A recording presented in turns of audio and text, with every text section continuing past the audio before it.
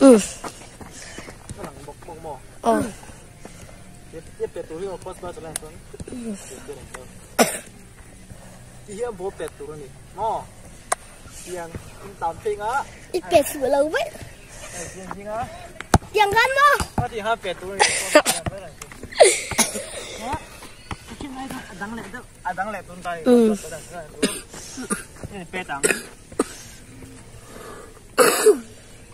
เจ้าไหนเป็ดใบ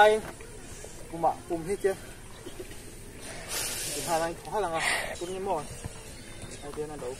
จะชิคให้เดี๋ยวชุดไปตัวให้เป็นให้หน่อยดูจะใครมั้งอ๋อดีครับ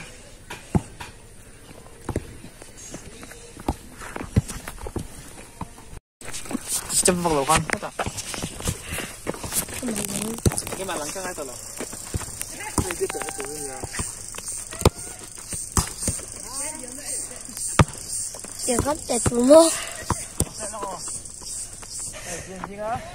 chẳng có mua thì hai tuổi